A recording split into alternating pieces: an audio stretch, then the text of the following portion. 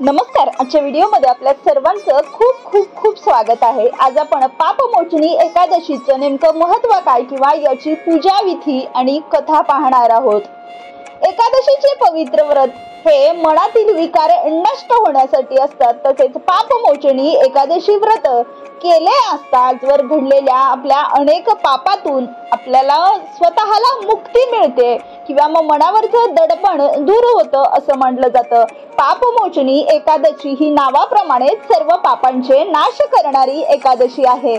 हे व्रत सर्वांनी केले पाहिजे असे पुराणात म्हटले आहे. आपल्या हातून कळत नकळत ज्या काही चुका घडलेल्या आहेत किंवा पाप घडलेलं आहे तर त्या पापाचं परिमार्जन व्हावे यासाठी हे व्रत केले जाते.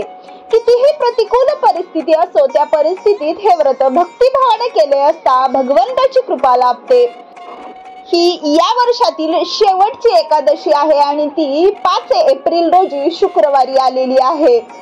तर ही पापमोचनी एकादशी केल्यामुळे शास्त्रात एकादशीला खूप महत्त्व दिलेले आहे आणि हे व्रत केल्यामुळे आपल्या कुंडलीतील ग्रहांचा दुष्परिणाम कमी होऊन चांगले आरोग्य लाभते. कारण ही तिथी भगवान विष्णू यांची आवडती तिथी आहे. त्यामुळे हे व्रत करणाऱ्याला विष्णूची कृपा प्राप्त होऊन चंद्र, मंगळ, शनी आदी ग्रहांकडून होणाऱ्या विपरीत प्रभावापासून स्वतःचा बचाव करता येतो. या व्रताचा परिणाम शरीरावर आणि मनावरती सुद्धा पडतो. एकादशीचे पवित्र व्रत केले असता मनातील विकार नष्ट होतात.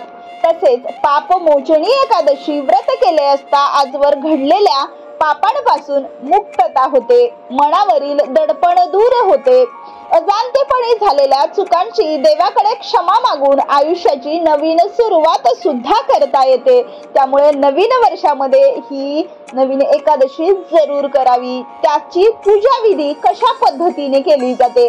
फाल्गुन कृष्ण एकादशीला येणारी तिथी पापमोचनी एकादशी म्हणून ओळखली जाते. या एकादशीला भगवान विष्णूंना पिवळे फूल अर्पण करावे आणि नवग्रहाची देखील पूजा करावी. दोन्ही वेळेस उपवास करून दुसऱ्या दिवशी एकादशीचा उपवास सोडावा. उपवासाला फलहार किंवा मग दूध, चहा, कॉफी हे घेऊ शकता. ओम नमो भगवते वासुदेवाय नमः हा भगवान श्री महाविष्णूचा जप दिवसभर करावा आणि सतत आपल्या मुखामध्ये श्री विष्णूचे नाव असावे. तसेच विष्णू सहस्त्रनाम, नवग्रह स्तोत्र याचे पठण सुद्धा करू शकता किंवा याचं श्रवण सुद्धा करू शकता. या दिवशी तन मनाच्या शुद्धीसह गीतेचं पठण करावं किंवा मग दान पुण्य करावं. त्याचं फळ अधिक पटीने आपल्याला मिळतं. तर आता आपण पाहणार आहोत पापमोचनी एकादशीची नेमकी पौराणिक कथा काय आहे. द्वापार युगात भगवान श्रीकृष्णाने युधिष्ठिराला सांगितलेलं हे पापमोचनी व्रत नेमकं काय आहे किंवा त्याची कथा काय आहे. सर्व पापांपासून मुक्ती देणारं हे एकादशीचं व्रत आहे आणि ते भगवान साक्षात श्रीहरी विष्णूने सांगितलेलं आहे. एकदा च्यवन ऋषीचे पुत्र मेधावी ऋषी घोर तपश्चर्येत मग्न होते. त्यांच्या या घोर तपश्चर्येमुळे देवतांना अस्वस्थ वाटू लागले आणि त्यांना मेधावी ऋषीची तपश्चर्या भंग करायचं ठरवलं. मेधावी ऋषीची तपश्चर्या भंग करण्यासाठी देवांनी स्वर्गातील अप्सरा मंजुघोषाला भूतलावर पाठवलं होतं. मंजुघोषाने नृत्य, गायन आणि तिच्या सौंदर्यानं मेधावी ऋषीची तपश्चर्या भंग केली. मंजुघोषाच्या सौंदर्यावर मोहित होऊन ऋषी मेधावीची तपश्चर्या भंग झाली आणि त्यानंतर मेधावी ऋषी मंजुघोषाबरोबर राहू लागले. कालांतराने मंजुघोषाने आपणास स्वर्गलोकी परत जायचं आहे अशी विनंती ऋषी मेधावी यांना केली. मंजुघोषाने केलेल्या विनंतीचा ऋषी मेधावी यांना राग आला. आपली तपश्चर्या ही मंजुघोषाने भंग केली याचीही त्यांना जाणीव झाली. रागाच्या भरात त्यांनी मंजुघोषाला पिशाच्य होण्याचा शाप दिला. मंजुघोषाने ऋषी मेधावीची क्षमा मागितली आणि शापातून मुक्त होण्यासाठी काही उपाय सुचविण्यास सांगितले. तेव्हा मेधावी ऋषींनी त्यांना पापमोचनी एकादशी व्रत ठेवण्याचा सल्ला दिला. मात्र मेधावी ऋषी आपल्या वडिलांकडे म्हणजेच च्यवन ऋषीकडे परत आले.